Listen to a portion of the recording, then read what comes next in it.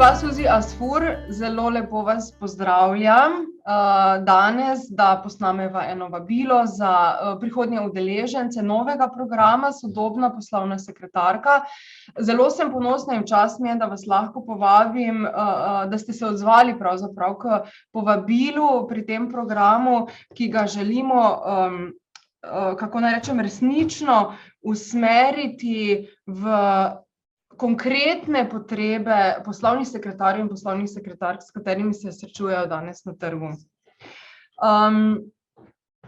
Prosila bi vas za mogoče začetek, zelo kratko predstavitev. Vemo, da ste predsednica Zveze klubov poslovne odličnosti Slovenije, vemo, da ste bili prejemnica priznanja tajnica leta v letu 2005, vemo, da ste izdali novo knjigo.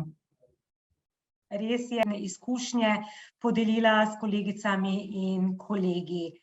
Hvala lepa za res lepo predstavitev. Tako je, izdala sem tudi svojo knjigo z naslovom Poletela od iskre do plamena, ki je sicer moj knjižni prvenec, čeravno sem tudi že napisala veliko drugega gradiva, med drugim sem soavtorica 3 strokovnih priročnikov, 2 celo v vaši založbi, avtorica številnih člankov. Pogosto predavam in delim svoje znanje in izkušnje na različnih seminarjih in kongresih in sem tudi članica komisije za izbor prestižnega priznanja AGMA odličnost leta, ki izpostavlja uspešne posameznike na področju administracije in menedžmenta. Tako, in vse to nam bo zelo prav prišlo v našem programu. V menedžmentu oziroma v podpori menedžmentu imate skoraj 30-letne izkušnje. Kako bi rekli, da se nekako razvija vloga podpore menedžmentu? Vloga poslovne podpore se je z globalizacijo in razvojem gospodarstva korenito spremenilo. Če je bila včasih naloga tajnice, da dela pretežno po navodilih nadrejenega in izključno za ožji krog ljudi, je njeno današnje delovno področje izjemno kompleksno. Poslovna sekretarka je nekako organizacijsko, komunikacijsko in informacijsko središče vsake organizacije.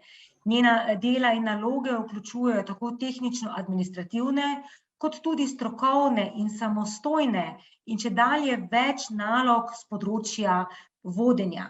Praksa kaže, da je poslovna sekretarka operativni vodja, ki skozi svojo osrednjo in povezovalno vlogo skrbi za čim bolj nemoteno delovanje menedžmenta in organizacije v celoti. S katerimi izzivi bi rekli, da se danes srečujete pri svojem delu? Poslovni sekretarji oziroma vsi, ki delamo v podpori, poslovni podpori, smo nenehno izpostavljeni različnim izzivom, saj nekako stojimo na prepihu in ves čas krmarimo med različnimi vsebinami in ljudmi, kar zahteva precejšnjo osebno moč in odlično strokovno in kompetenčno usposobljenost. V bistvu moramo zelo čvrsto stati v sebi, delovati z izjemno čustveno inteligenco, kar pomeni delovati mehko do ljudi, a hkrati odločno do aktivnosti, ki jih je treba izpeljati in pri tem ves čas biti usklajen v besedah in dejanjih. Kako je za organizacijo pomemben razvoj kompetenc poslovnih sekretarjev in poslovnih sekretark? Poslovne sekretarke stojimo v neprekinjenem stiku z vodstvenim kadrom, notranjimi in zunanjimi deležniki.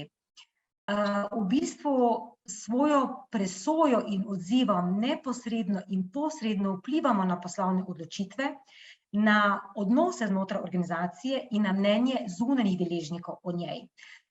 Ves čas presojamo, vplivamo, odločamo, rešujemo, povezujemo, spodbujamo. Domet našega delovanja je tako rekoč zelo velik, tako po številu ljudi, ki jih te vsebine zadevajo, kot tudi po posledicah zanje.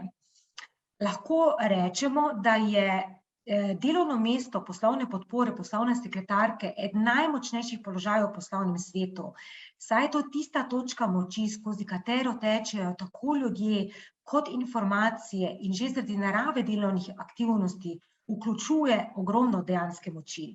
In kjer je moč, je potrebno prevzeti tudi polno odgovornost.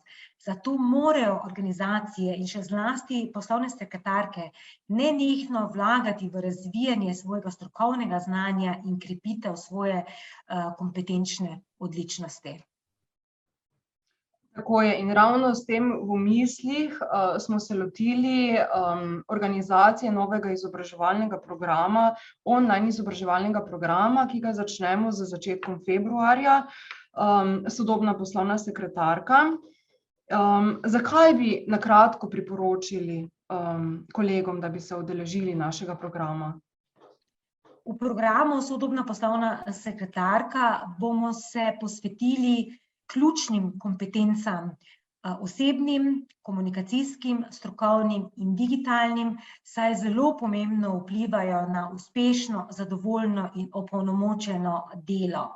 Vlaganje v razvoj sodobnih veščin je investicija v našo strokovno in kompetenčno odličnost in nenazadnje izjemna konkurenčna prednost na trgu dela.